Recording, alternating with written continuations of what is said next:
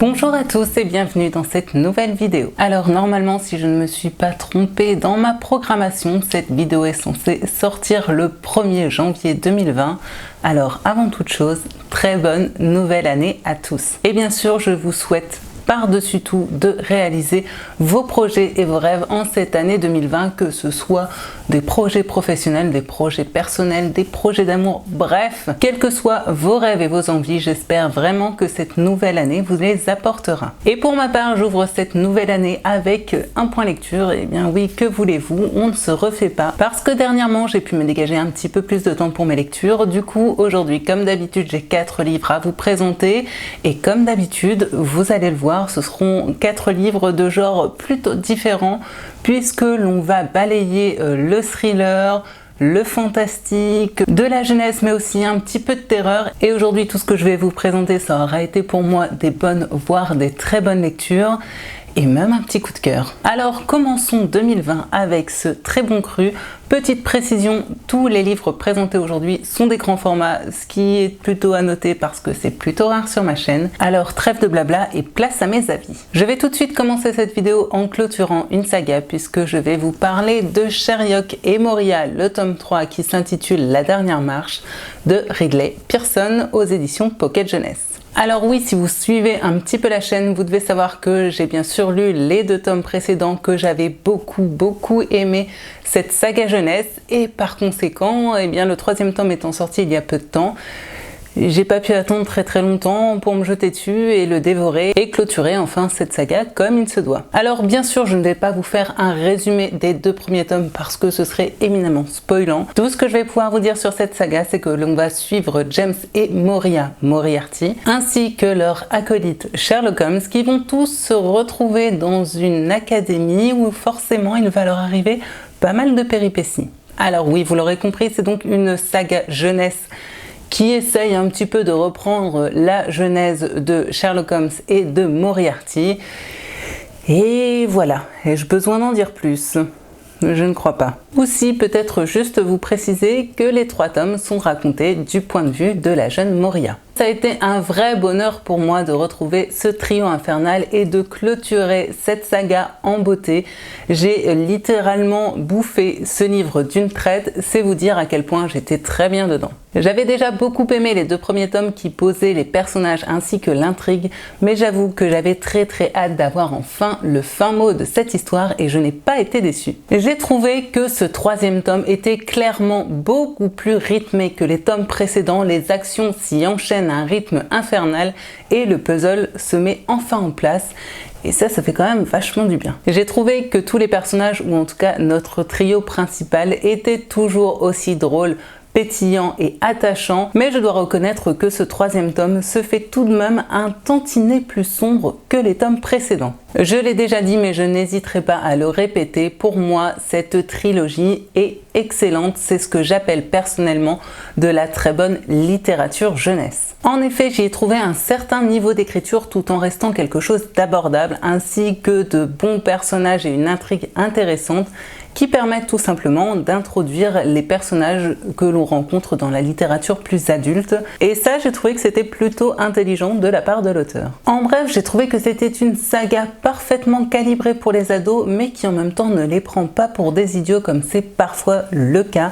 Et je dois reconnaître que même en tant qu'adulte, j'ai pris beaucoup de plaisir à faire cette lecture. J'ai adoré la fin et tout ce qu'elle sous-entend lorsque l'on connaît l'histoire, la vraie, entre Moriarty et Sherlock Holmes. Bref, pour moi, cette saga est un petit régal pour tous les fans d'aventure, mais également pour tous les fans de Conan Doyle. De 7 à 77 ans, je recommande donc sans problème cette saga qui, moi, m'a fait passer de formidables heures de lecture drôles et trépidantes à la fois. Mon seul regret, j'en aurais peut-être voulu encore un petit peu plus, mais que voulez-vous, comme dit l'adage, il ne faut pas abuser des bonnes choses. Ce 3e tome va donc aller tranquillement rejoindre ses 2 petits copains, et si vous n'avez pas encore découvert cette saga, eh bien qu'attendez-vous? Je la trouve absolument génialissime. Que vous l'achetiez, que vous vous rendiez en bibliothèque, empruntez-le à des amis, que sais-je, mais vraiment, si vous le pouvez, tentez cette jolie saga. En tout cas, moi, ça restera, je pense, un de mes coups de cœur jeunesse de 2019. Je vais ensuite vous faire un retour sur le tout premier SP de cette chaîne, puisque ça y est, J'ai lu Tréfond de Tom Clearlake aux éditions Moonlight. Alors concernant l'histoire, je vous en ai déjà parlé plusieurs fois, donc je vais vous faire un résumé très succinct. Nous allons suivre Lucas, qui est un policier, qui est un jour appelé avec son binôme sur un braquage. Malheureusement, les choses tournent mal et notre très cher Lucas va être mis à pied parce qu'il a fait une grosse bêtise. Ce policier est donc mis à pied durant 6 mois et pendant ces quelques mois d'errance, disons que mentalement ça va pas très bien. Il passe un petit peu ses journées dans un flou artistique à boire pas mal. Et un jour, lorsqu'il se balade dans la rue pour se rendre dans un bar ou je ne sais plus où, il va tomber sur une fille, ou en tout cas une fille va pratiquement lui tomber dans les bras pour lui dire qu'en gros elle est pourchassée, qu'elle est en danger. Donc voilà, ni une ni deux, il l'emmène dans une chambre d'hôtel pour qu'elle puisse se reposer, s'expliquer. Et une chose en entraînant une autre, ils passent la nuit ensemble. Suite à cette soirée tous les deux, Lucas lui annonce qu'il est policier et là, bim, notre belle s'évapore de la chambre d'hôtel. Alors bien sûr, il va vouloir la retrouver et surtout, entre-temps, eh bien, ses collègues vont faire une drôle de découverte puisqu'ils vont tout simplement tomber sur le corps d'une jeune femme décapitée dans une benne à ordures.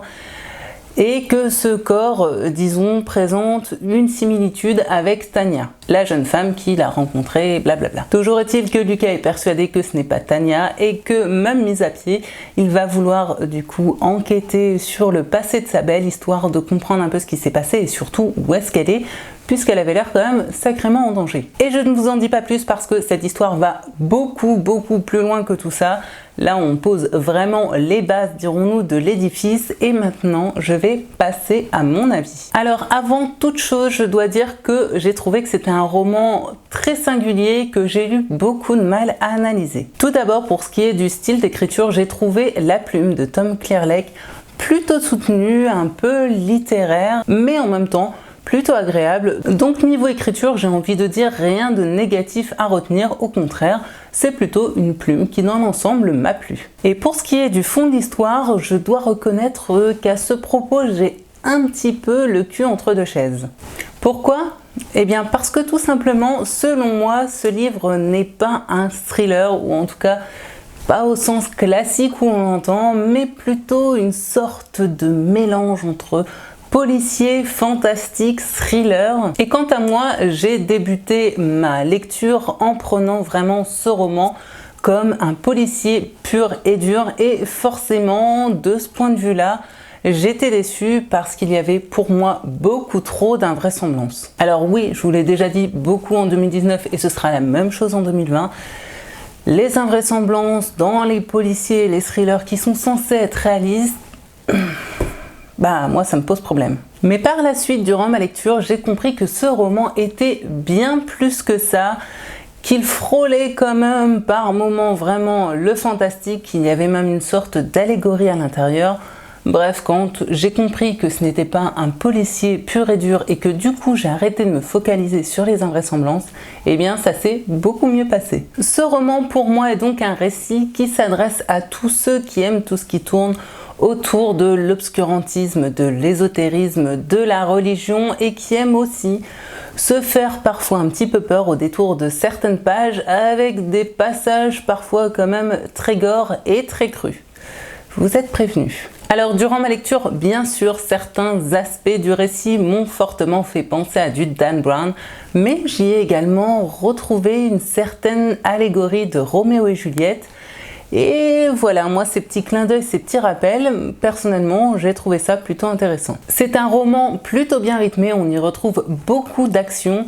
Après, je dois reconnaître que malgré tous ces points positifs, je n'ai pas été complètement emballée. Peut-être tout simplement parce que je m'étais imaginé autre chose. Alors oui, pourtant ce roman est très noir, ça on ne peut pas lui enlever. Mais je pense tout simplement que personnellement, j'aime les récits qui sont plus ancrés dans la réalité. Et puis, je n'ai pas réussi à avoir de l'empathie pour les différents personnages, sûrement là aussi, parce qu'ils ne sonnaient pas assez réels à mon goût. Mais je pense vraiment que ça vient d'un point de vue purement personnel parce qu'après avoir lu ce roman, j'ai été faire quelques petites recherches sur internet et je me suis très vite rendu compte que ce livre avait quand même énormément de bons avis et qu'il avait été un coup de cœur, ou en tout cas tout du moins un succès pour énormément de monde. C'est donc un livre que j'aurais beaucoup de mal à enfermer dans un seul genre littéraire. Ça a donc été pour moi une lecture intéressante et troublante, même si elle ne m'a pas complètement emballée. Mais je le répète, même si je n'ai pas été complètement convaincue, il faut bien reconnaître une chose au moins à cet ouvrage,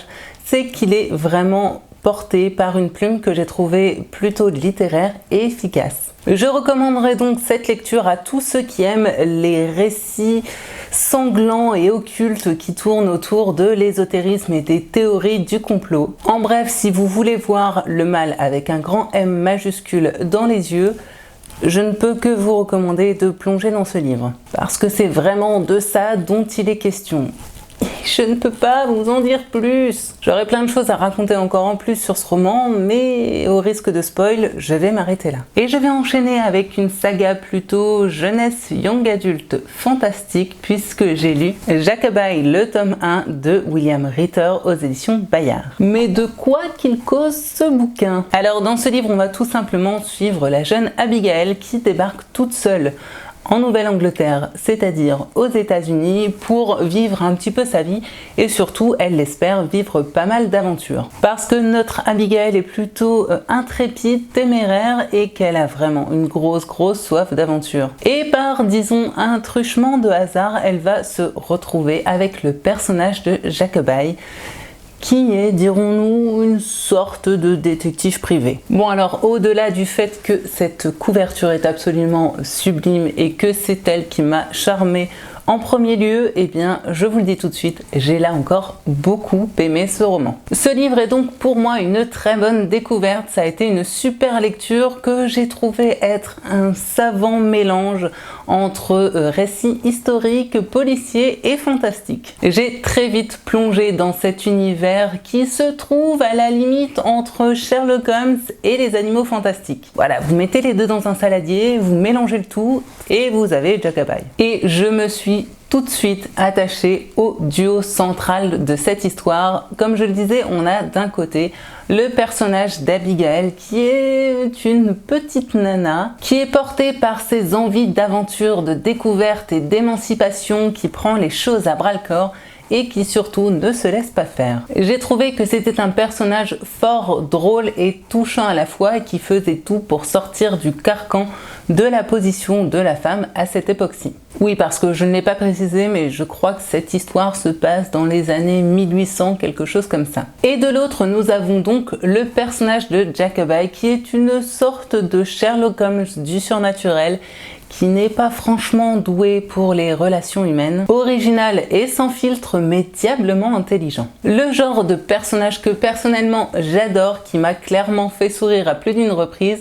et que je pouvais très bien imaginer parce que je l'ai trouvé extrêmement bien décrit. L'enquête centrale quant à elle est plutôt classique mais ma foi plutôt bien menée et j'ai surtout adoré tout l'univers créé autour de ça. J'ai imaginé sans difficulté tout l'univers qu'on nous présentait, un univers dans lequel d'ailleurs j'aurais adoré plonger moi-même. J'ai adoré toutes les joutes verbales, les relations entre les différents personnages ainsi que l'écriture. Une écriture abordable mais pour autant bien travaillée que j'ai trouvé adaptée aux adolescents mais également pour le coup très plaisante pour les lecteurs adultes comme moi. L'histoire était bien rythmée, en bref j'ai trouvé que c'était un premier tome très prometteur et surtout très agréable. Alors oui, c'est certain, c'est clairement une saga que je vais suivre de très près et que vous allez retrouver sur la chaîne et c'est également, en tout cas je me suis fait la réflexion en lisant ce bouquin, une série ou plutôt une saga littéraire que je verrai très bien adapté en série télé. Bref, que vous soyez jeune ou moins jeune, je ne peux que vous recommander de lire ce livre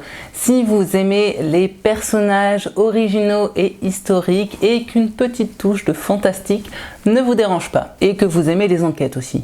C'est quand même un petit peu la base. C'est donc absolument certain, je vous reparlerai très vite de ce drôle de Jacobus et de l'intrépide Abigail. Et je vais donc clôturer ce point lecture avec mon coup de cœur, un coup de cœur dont malgré tout je vais avoir pas mal de mal à parler, même si j'ai plein de choses à dire sur ce sujet. Bref, un livre, vous l'aurez compris, plutôt complexe, d'un auteur que j'aime énormément, donc sur lequel je pourrais m'étaler très longtemps, ce que je ne vais pas faire parce que sinon cette vidéo va durer 45 minutes. Et je vais être obligée de déclencher l'alerte auteur chouchou parce que maintenant, je dois le reconnaître, eh bien cet auteur fait clairement partie de mon panthéon personnel.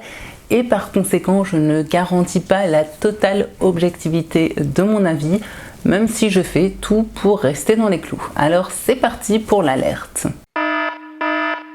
Ce livre, il s'agit donc de Morte Saison de Jack Ketchum aux éditions Brajlon. Oui, je vous avais dit que j'étais beaucoup trop curieuse et surtout beaucoup trop heureuse d'avoir enfin trouvé ce bouquin, et que par conséquent il allait très vite y passer, c'est donc chose faite. Rapide résumé de l'histoire, nous allons suivre Carla qui est une jeune femme qui écrit des livres et des articles, qui va aller un petit peu prendre une sorte de retraite dans la ville de Dead River. Mais on est d'accord, déjà là le nom du patelin, ça aurait dû quand même la mettre un petit peu sur la piste. En tout cas moi, une ville qui s'appelle comme ça, j'ai pas vraiment envie d'y mettre les pieds pour passer mes vacances. Après, chacun fait ce qu'il veut. Elle se rend donc durant la saison basse dans cette ville-là où elle a loué une petite maison pas très loin de la côte. Et un week-end, histoire de casser un petit peu cette ambiance parfois un petit peu monotone et solitaire, elle a décidé du coup d'inviter sa sœur ainsi que quelques amis à passer le week-end avec elle. Jusque-là, vous me direz, quoi de plus normal? Sauf que l'on va très vite découvrir que dans cette ville de Dead River, même si la plupart des habitants sont tout ce qu'il y a de plus normaux, il existe tout de même une sorte de communauté pas franchement fréquentable, dirons-nous. J'ai bien envie de vous en dire plus, mais je préfère que vous découvriez cette histoire comme moi je l'ai fait, sans trop en savoir. Et mon avis alors? Eh bien, j'ai envie de dire, mon Dieu, ce livre, c'est définitivement et sans aucun doute le livre le plus abominable que j'ai pu lire. Oui, vous allez me dire, c'est une drôle d'entrée en matière et je suis d'accord avec vous. Vous voulez de l'angoisse et du terrifiant, du sanglant et du dégueulasse? Oubliez tout ce que vous avez lu jusque-là et lisez ce roman. Alors personnellement, j'ai rarement peur, que ce soit en regardant une série, un film, que ce soit un film d'horreur ou un film à suspense, etc., ou que ce soit durant mes lectures. Mais là, je dois reconnaître que j'étais vraiment terrifiée en lisant ce roman.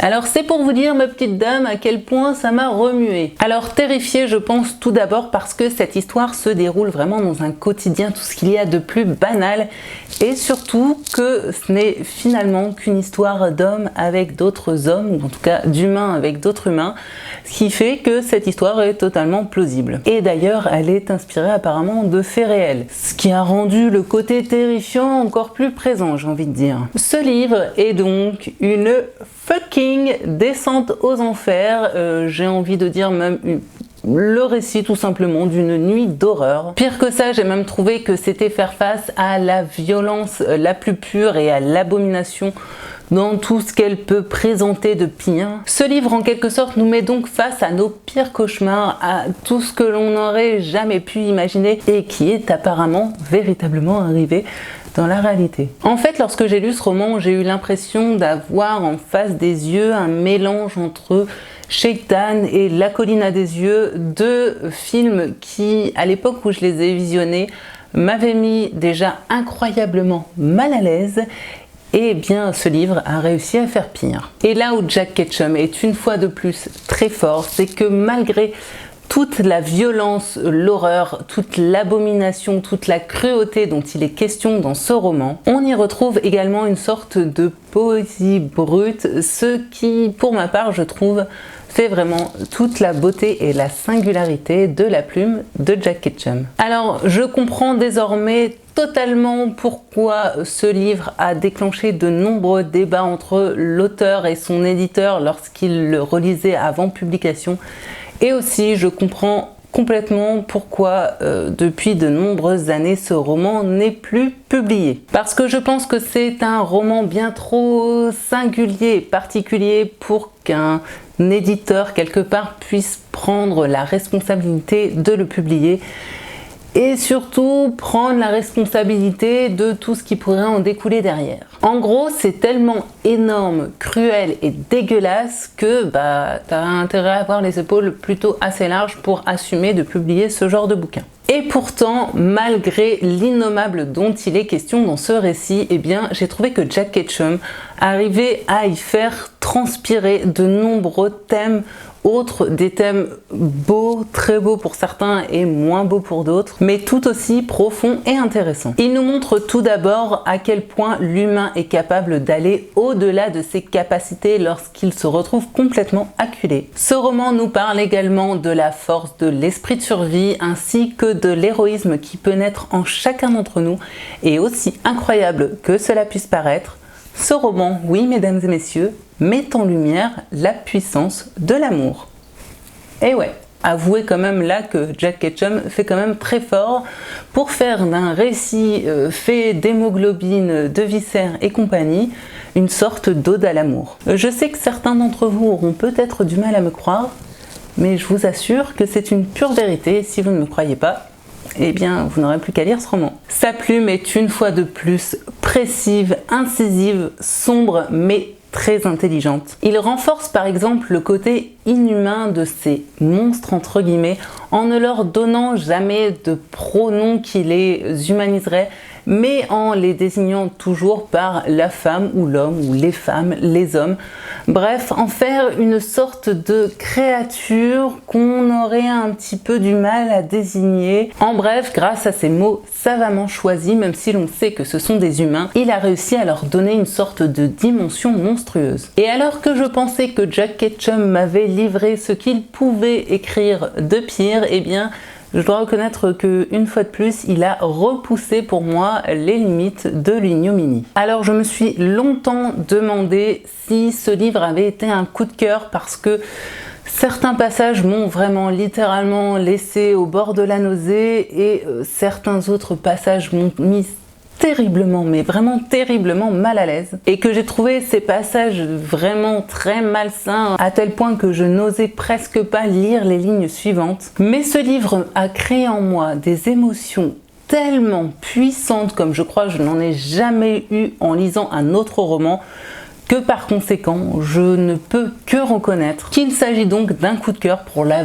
vague d'émotions littéralement qu'il a créé en moi, même si je le répète, certains passages m'ont vraiment mise absolument mal à l'aise. Mais que voulez-vous, c'est un sentiment comme un autre, et de créer ça chez le lecteur, pour moi, c'est une certaine forme de réussite de la part de l'auteur. Je pourrais littéralement parler pendant des heures de ce livre, de sa force, de sa singularité, de son horreur. Je préviendrai juste les possibles futurs lecteurs que c'est véritablement un roman pour public extrêmement averti. Et là, croyez-moi, je ne déconne pas du tout en disant ça.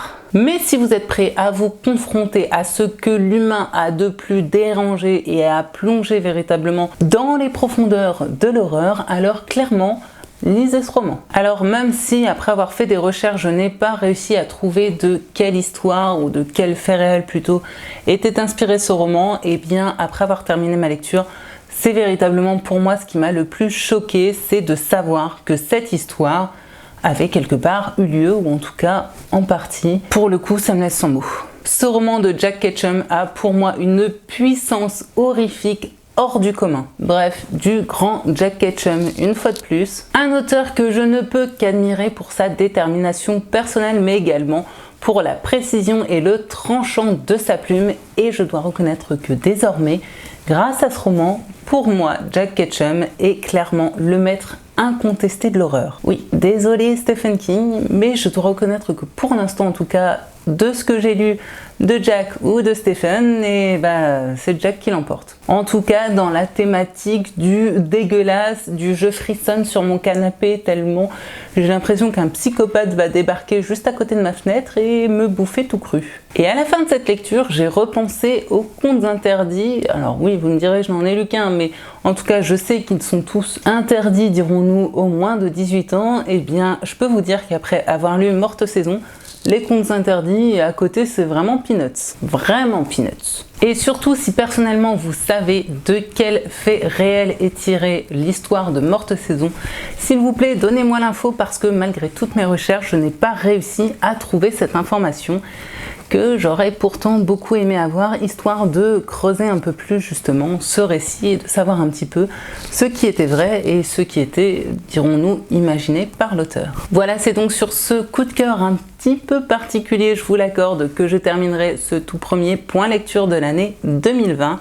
J'espère donc qu'il vous aura plu. Comme vous l'aurez vu, c'était plutôt un bon cru, donc voilà, n'hésitez pas à découvrir les livres que je vous ai présentés aujourd'hui. Comme d'habitude, si vous voulez aider la chaîne, on n'oublie pas, on met des petits pouces levés et pourquoi pas lâcher un petit abonnement si ce n'est pas déjà fait. Je vous en remercie déjà par avance et surtout le plus important, n'hésitez pas à venir papoter avec moi en commentaire, j'adore vraiment échanger avec vous. Donc allez-y, c'est ouvert, c'est gratuit, je suis là, je n'attends que vous. Vraiment désolée pour ces variations de lumière, mais que voulez-vous? En cette début d'année, dans le nord, le soleil, c'est pas vraiment ça. Et comme je tourne à la lumière naturelle, ça donne ça. Je ne changerai pas les bonnes habitudes sur cette chaîne. Je vous souhaite donc bien sûr paix, amour et littérature dans vos cœurs. J'espère vous retrouver très bientôt sur cette chaîne. En tout cas, moi je serai au rendez-vous avec de nouveaux concepts. Oui, là, ça y est, je pense que la prochaine vidéo que vous verrez, normalement, si je respecte mon planning, ce sera un nouveau concept. J'arrête mon teasing à 2 balles. Je vous dis à très bientôt. Je vous envoie tout plein de bisous et tout plein de bonnes ondes pour cette nouvelle année. Et je vous dis à très bientôt. Bye!